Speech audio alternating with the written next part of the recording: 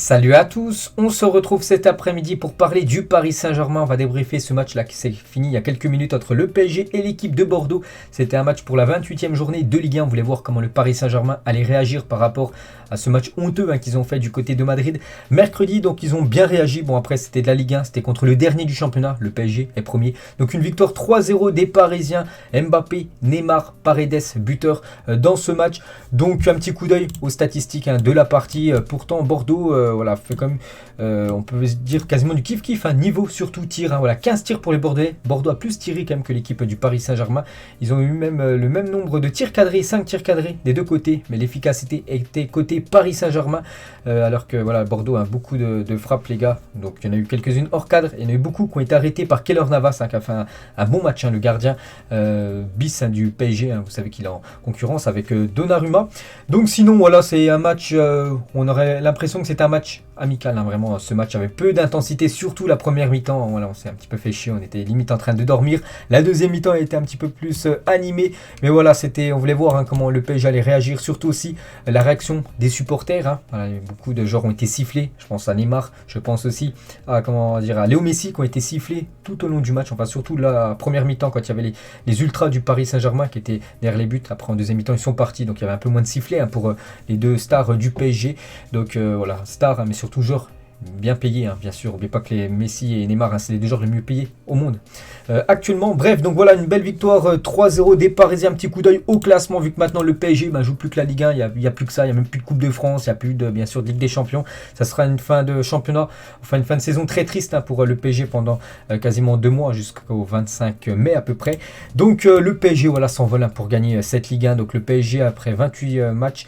Donc c'est 65 points, donc 15 points d'avance sur l'équipe de Nice. Donc que dire, voilà, c'est une fin de saison très tranquille des Parisiens. Il faudrait essayer de faire 10 sur 10. Donc il reste 10 matchs. On a la 28e, il y en a 38 de journée. Donc encore à peu près, je sais pas, 4 victoires. Et voilà, si derrière ça perd un petit peu, ils seront déjà champions de France. Donc voilà, c'est peu palpitant, bien sûr, cette fin de Ligue 1. Donc il y aura juste ça qui sera remporté pour le PSG cette année. Pour moi, c'est comme une saison, on va dire une saison noire, vu que voilà, le PSG se fait sortir de la Coupe de France, s'est fait sortir de la Ligue des Champions. Elle n'a même pas remporté le trophée des champions. Donc voilà, bref, ça peigne, enfin c'est pas une grande saison du Paris Saint-Germain, mais voilà, pour revenir sur le match, les gars, c'est une belle victoire des Parisiens. Et on va noter les joueurs, le 11 de départ. Donc Pochettino a fait quelques changements. Donc déjà le gardien c'est Navas qui a gaulé à la place de Donnarumma. La défense, c'était la même défense que du côté du Real Madrid.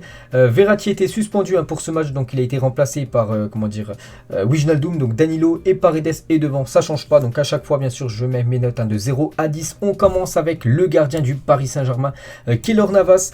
Donc Navas, il a fait vraiment une belle partie cet après-midi. Donc pour moi ça mérite une note de 7. Bon match de sa part, donc 5 tirs cadrés de Bordeaux, tous ont été arrêtés par le gardien Keylor Navas. Vraiment un gros arrêt en début de match sur une grosse frappe de Hurtin, le joueur bordelais. Puis même il était vraiment très serein, vraiment bon Keylor Navas. Donc ça mérite 7 les gars pour sa prestation cet après-midi.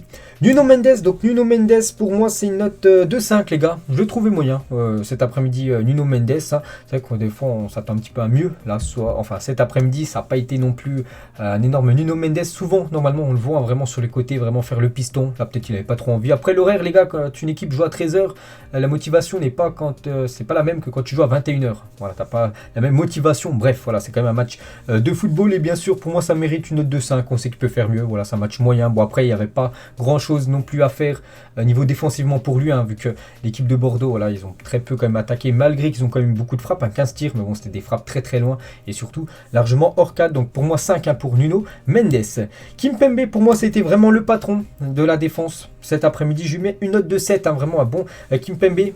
Attention parce qu'il aurait pu causer un penalty. Pour moi il y avait faute sur le joueur, je me souviens plus comment il s'appelle, le joueur de Bordeaux, où Kimpembe et aussi Marquinhos sont en contact avec lui. Pour moi il y a penalty. Voilà, ça aurait fait 3-1 bien sûr s'il aurait été transformé le penalty. Bon, l'arbitre n'a rien dit. Donc sinon ouais, il a fait vraiment un bon match, vraiment un match très sérieux de Kimpembe. Pour moi ça mérite une note de 7. Marquinhos on a un petit peu moins vu que Kimpembe, donc il a fait quand même un match correct, je lui mets une note de 6. Voilà, ça reste quand même un match satisfaisant. pour Marquinhos. Hein, voilà, il voulait se racheter par rapport à ce qu'il a fait il y a quelques jours. N'oubliez pas qu'il a obtenu la note de 2 sur 10 hein, contre le Real Madrid. Il a été très mauvais, hein, parce que voilà, c'est très mauvais la prestation de Marquinhos. Bon là, c'était pas la même attaque en face. Hein, il n'y avait pas Karim Benzema en face hein, du côté de Bordeaux. Donc ça a été un match satisfaisant de sa part. Voilà, 6 pour Marquinhos. Et on finit avec Achraf Hakimi, une note de 7 les gars. Je voulais lui mettre 6, mais vu que j'ai regardé avant, puis je me suis souvenu qu'il avait fait la passe décisive pour le but de Neymar, le deuxième but parisien. Donc voilà, il a été décisif. Donc voilà, je lui mets un point de plus. Donc pour moi, ça mérite une note de 7, avec bien sûr sa passe D. Il a été décisif, le joueur Achraf Hakimi. Donc voilà, tout le monde a été correct à part Nuno Mendes que j'ai mis 5, que j'ai trouvé un petit peu plus effacé que les 3 autres. Après voilà, c'est mon point de vue, bien sûr. On passe milieu de terrain, on va commencer peu importe, on va commencer avec tiens, tout à gauche, allez. Wijnaldum qui avait remplacé qui remplace Marco Verratti hein, qui était suspendu. Donc Wijnaldum depuis le début de la saison, je le dis hein, totalement, voilà, c'est un flop hein, du côté du Paris Saint-Germain. Il a beaucoup de mal hein, pourtant en première ligue, vraiment il était très très bon du côté des Reds, mais là en France, il a beaucoup de mal, beaucoup de pertes de ballon hein, de Wijnaldum. Il a été décisif les gars. Une passe décisive, c'est lui qui fait la passe D pour le premier but du match, hein, sur le but de Kylian Mbappé. C'est lui qui fait la passe décisive, Wijnaldum. Mais bon, voilà, c'est encore un match moyen de sa part. Donc ça mérite une note de 5 malgré voilà, son match, malgré surtout sa passe D. Hein, je ne peux pas lui mettre plus, hein, c'est compliqué Wijnaldum. Hein. Ça sent quand même le départ du joueur néerlandais.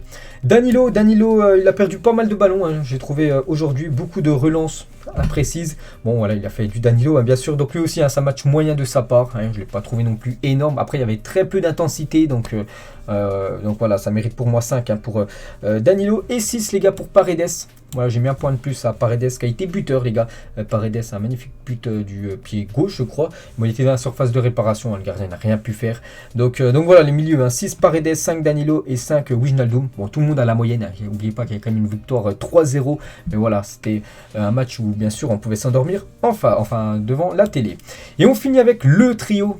Voilà le trio Mbappé, Messi, Neymar. On va commencer à gauche. On va commencer bien sûr avec Kylian Mbappé. Pour moi, cet après-midi, ça mérite une note de 6. 6 sur 10, hein, Kylian Mbappé. Match satisfaisant. Il a été buteur comme d'habitude. Hein, Kylian, c'est lui qui ouvre le score dans ce match. Hein. Souvent, c'est lui qui est buteur quand même cette saison hein, du côté de Paris. Après, bon, voilà, lui aussi, hein, on a l'impression, voilà, il a marqué, c'est bien, mais bon, il n'était pas non plus, c'était pas non plus le grand Kylian Mbappé, hein, bien sûr. Hein. Il a fait déjà son taf mercredi. Il l'a refait là cet après-midi avec un but. Donc voilà les gars, 6 hein, pour Kylian Mbappé, c'est très bien. On passe à Léo Messi. Donc Messi, une note de 5. Messi, c'est vrai que Messi sur 2 buts, c'est lui qui fait l'avant-dernière passe, quasiment. Hein. Donc sur le premier but, c'est lui qui fait la passe D pour Wijnaldum. Décale pour Mbappé, but juste après, je crois que c'est sur le 3e but aussi, ou pareil, hein. C'est lui qui fait l'avant-dernière passe, après il y a un autre joueur qui la touche, puis après il y a le but de Neymar. Donc Messi, ça mérite une note de 5, voilà, c'est un match moyen, hein, voilà, il n'a pas été décisif, dommage, de nouveau il touche encore les montants, Léo Messi c'est incroyable, hein. De nouveau il a touché le poteau, donc 5 hein, pour Léo Messi, hein. Donc voilà, on a un petit peu vu défendre Léo Messi à la fin du match, hein, c'est incroyable, hein, lui qui défendait jamais, on l'a jamais vu défendre depuis le début de la saison, et là en fin de match voilà, il était dans la surface, il a défendu, il a même obtenu le 6 mètres pour le Paris Saint-Germain. Donc peut-être il a changé, peut-être par rapport peut-être au sifflet, il en a marre de se faire siffler, et voilà, il essaie quand même de montrer quelque chose quand même un petit peu défensivement Messi. Donc voilà, 5 hein, pour Léo Messi. Et Neymar, la même chose. Neymar, vraiment, il a de la chance, hein. Je lui mets 5 les gars parce qu'il a été buteur, sinon il aurait mérité 3 voire 4 hein. Comme d'habitude Neymar hein, nous a fait du Neymar. Neymar peut lâcher le ballon 20 fois, il préfère garder la balle, donc bien sûr il se prend des boîtes, il se prend des tacles, il gueule, mais bon voilà, Neymar ça a toujours été comme ça, c'est normal qu'il se fait blesser tout le temps. Plein de fois il peut lâcher le ballon et vraiment il garde tout le temps la balle. Beaucoup de passes aussi, pas du tout dans le tempo hein, Neymar. C'est vrai que Neymar les gars c'est quand même très très compliqué actuellement, vraiment il descend à un niveau, voilà, c'est très très moyen. Donc il marque un but, bon après il est à 3 mètres devant le gardien, bon il marque un tant mieux. Donc voilà, je lui mets 5 quand même hein, parce que je mets toute l'équipe là avec avec la moyenne, il y a quand même une victoire 3-0, mais 5 pour Neymar même malgré qu'il a été buteur hein.